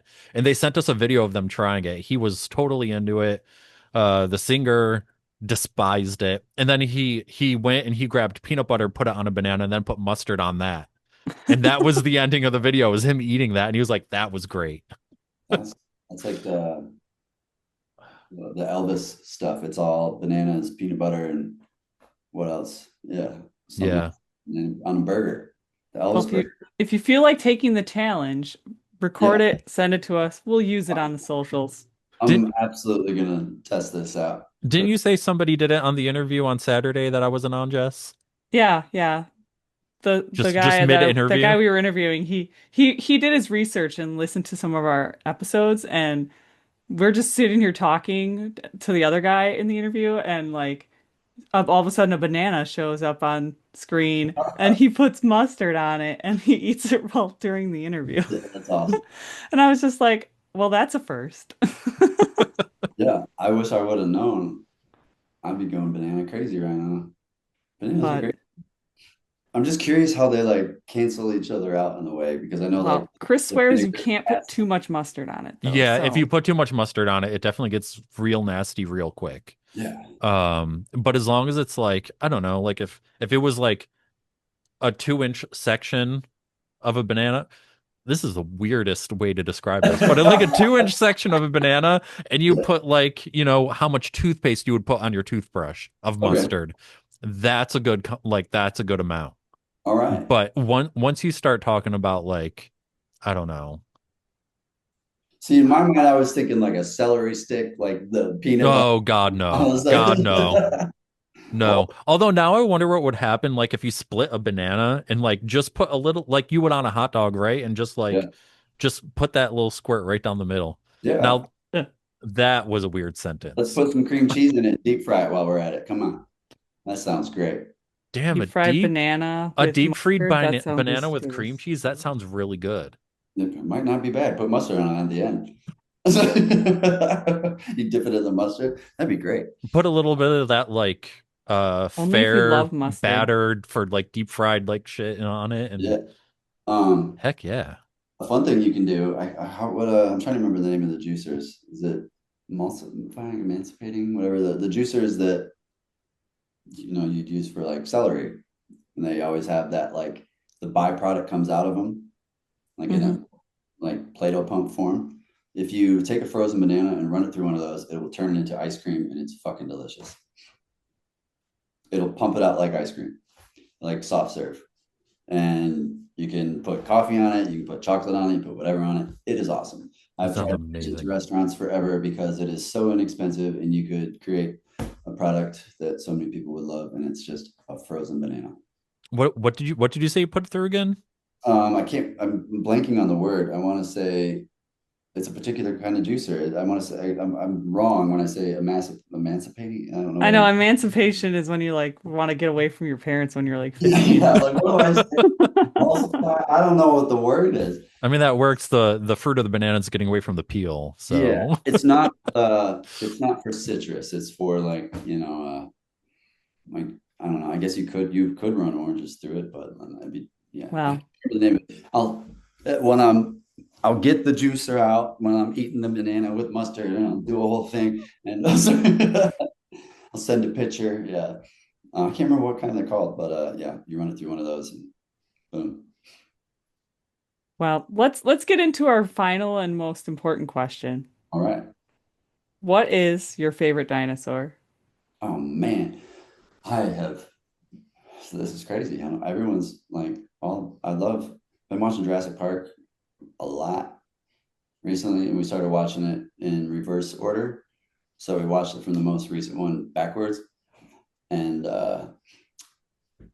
that's tough because now I got fake dinosaurs for me to pick from. I got these bioengineered dinosaurs. did you see the most recent one by any chance? The I one haven't that yet. was just released? Yeah. Have you? Yeah. Yeah, Great monster movie. They really embraced the monster movie part of it. okay. Um, but you can't it for sure does not have the same rewatchability as all the other Jurassic Park and Jurassic Worlds. Really? Yeah. Man, that sucks. You think it's like, is this going to be the last one? You think? Is that what your vibe was, or? The only reason I hope not is because Scarlett Johansson was in it, and I'd like to see her back. All right. You didn't get eaten, is what you're telling me. Right. All right. Well, I don't need to see it anymore. No, just kidding. That's funny though. Favorite dinosaur, man. So I think this probably goes back to me even before Jurassic Park to like the Land Before Time, right? Yep. Yeah, and his name, I think it was Petrie, right? Was his name? Everyone loves Petrie. Yeah, he was a great one. Petrie was a pterodactyl, correct? The baby. Yes. Yeah. Um, I don't know. I think those are pretty cool. I've always loved the Stegosaurus just because he's got all those things. But who knows, man? I'm also one of those people that's kind of more recently been like, show me the bones. Where are the real ones? All those are fake ones, apparently, you know? Did you guys know this? All the bones are all fake. They're representations of these bones that are apparently in some safe that we don't see. I don't fucking know. I haven't gone down the rabbit hole in a minute, but all the Well, bones. I mean, I just went to the Field Museum in Chicago and they do have fake bones mixed in with real bones Yeah, on their like, skeletons. So but like the real bones are like, they're real looking. They're not gigantic creatures, I guess. I don't know. I'm intrigued. I don't know. There's been so much going on lately. I don't know what to believe. Aliens are here, dinosaurs. maybe Okay, we can ask our paleontologist friend. Who's yeah, that? We had him on the podcast. We had a yeah. paleontologist on the podcast. He That's awesome. we found him. His handle is pop punk paleontologist. Wow, that's awesome. So we and then we have another one coming on. Is he like in the field? Is he like digging? Like, what's the deal? I gotta know. He actually He is in Australia right now Okay. So he's doing a like, they're dig. real. I'm seeing him. He can cancel all the conspiracy theories for me. Yeah, maybe not all of them. maybe not all of them, but Didn't we yes. send him on that quest while he was in Australia to see if they're still really pterodactyls? Wasn't there Yes. something about a pterodactyl sighting in Australia? And we're like, come back and let us know if you see one. Man, have either of you been to Australia? No, No. it's a dream of Man, mine. I go. It's crazy, and I got to go. We did that. It's called Soundwave. It was a tour over there, and the wildlife over there is insane. Like I shit you not. Like I was ducking because parrots and certain huge birds will like swoop at you, and I was terrified of this. So humongous birds. So I could imagine why some people were like, "Yep, that was a pterodactyl," because I'm like that kind of person that's afraid of water. And wasn't there like some video though? This thing was like flapping and looking all real, I think, and then I it don't know. faded away. But I don't know. I'm like one of those people that like I'm afraid of water. So if I even get in a lake, I'm convinced there's like saltwater animals in there. I'm like, there's sharks in that lake. I saw the shark. We got to get out. I mean, So there are freshwater sharks. yeah, see, I mean, I don't think they get that big though. I think they're like a foot, maybe at most. yeah, but all they want to do is chomp. You know, Actually, if you watch like Shark Week, there are freshwater sharks like reef sharks and stuff that will swim into fresh water. yeah, They can't stay in it forever. yeah. So those are pretty big. Not 1 foot. They're definitely bigger sharks. No, But usually it's like at like a basin, like a delta of a river or something that they swim up or something. see, that's all right as long as I'm not like in it, I guess. But River like monsters. Ever river, watched that TV show on Animal Planet? It's called River Monsters. The guy goes and like fishes for all these giant fish, and I'm just like, dang, yeah. that But thing's as big as a shark. I feel like this is one of those shows that is like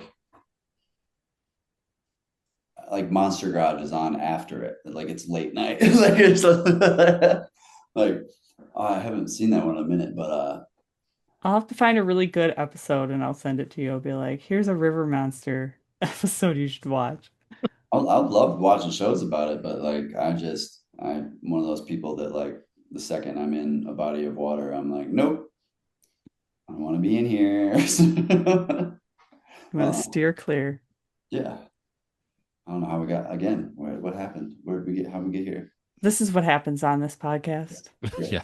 Yeah, it's good. Side tangents all the time. Yeah, I did want to ask you, I thought of some other lyrics I wanted to ask you if you yeah. could recognize the band.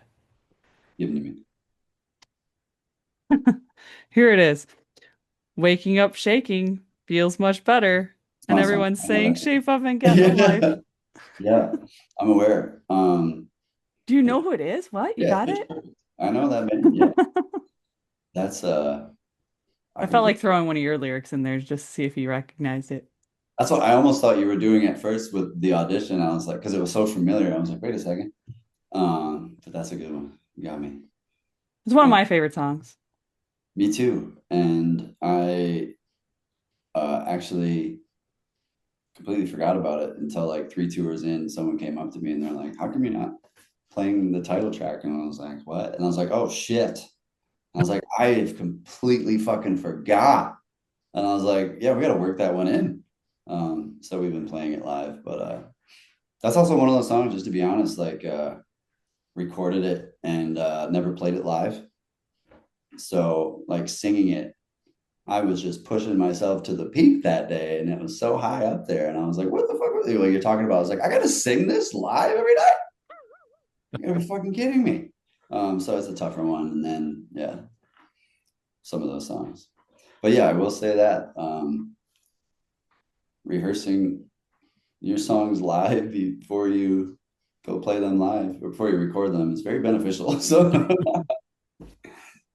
yeah.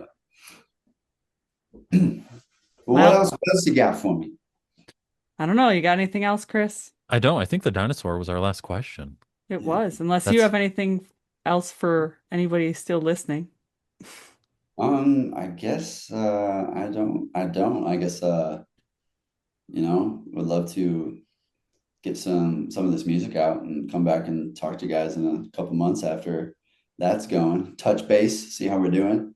You are more than welcome to come back on. We love heck yeah. return guests. Yeah, I'll probably have seen Jurassic Park by then. Hopefully, I'll go see it. I haven't been to a movie theater in a minute, but we can talk about that. Yeah, Um, even though he's Chris has ruined it for you now. No, just I kidding. haven't. I haven't. oh D I can ruin it in like 2 seconds because at the end of the movie I got so pissed off. Um, Don't even. I'm not. I'm not gonna ruin it. All I'm gonna say is I was like, "What the fuck? That is stupid." man, well, I'm not one of those people. I feel like you can ruin movies for me. I'm always just like, okay, that's gonna happen. But so I kind of figured with maybe eventually with there's such an audience of the younger generation for the dinosaurs that they might cater towards that more than I guess the legacy audience that's our age now that grew up with the toys and shit. Yeah, I don't think that's why it's stupid. Obviously they've gone down the whole genetic engineering thing Yeah. quite heavily at this point, especially in the new one. And they drop a subtle hint what the main monster is genetically engineered with. And once they drop that and you have your answer, you're like, A, how the shit did I not realize that? And B, that is so fucking stupid. Um, Yeah. it. I don't know. Even if you don't quickly Google it, just watch the movie and get to the end and be like, God damn it! Man, I hate crappy endings. I just when the It. movies that you're like, seriously? I I just don't. watched how much of that for that ending? I don't think it's the necessarily the ending that's disappointing. It's finding out what they genetically engineered to create the main monster, and Yeah. it's just damn it. I'm not gonna mention what it is, but I'm just disappointed. Well, I'll have to watch the movie as well. Yeah, you're gonna have to. Well, they've set the bar so high with just doing such a good job, so I can understand, yes. But Yeah. yeah, that's why also to touch on this new music, not gonna be so good, not gonna set the bar so high. Just gonna progressively get first one's out. No, I'm kidding. Nah, I'm sure it'll be great. I'm excited. I was absolutely losing my mind before this interview because I uh, recently moved all my stuff into my backpack to travel, and I couldn't find a hard drive that like perfectly wedged itself in this little space. And I was freaking out because I haven't backed that hard drive up yet. And I was like, oh no, everything I've done so far. But I found it, so it's Well, good. that's good. But had I not, I might have had sent a different email beforehand. Like, hey guys, music career is over because I just lost everything. So there's no point in doing this anymore. So, but without that hard drive, I have nothing. So no, I'm kidding. But yeah, I'm super excited for that and to like I said, get it out and talk to y'all soon and see what you think. Yeah, for Yeah. sure. We'll have Yeah. you back on. We'll make it happen. So with what I've watched on these, you kind of just, you'll put it together and then air it, correct? Yeah, Like, I mean, we don't do a lot of editing in our No. interviews. We kind of yeah, leave most of everything in. sweet. I like Yeah. We that. like to be as real as possible. Like you could tell when you watch other people's interviews when they cut stuff a lot, and I'm like, no, no, Yeah. no, let's just leave it in. Yeah, cool. I love that. Um, yeah, that's kind of what I guess I haven't done many interviews in a while, but I do feel like they're not so geared towards the hangout. They're trying to get specifics, I guess. But it's been nice just hanging out. Didn't know what to expect. It's good time.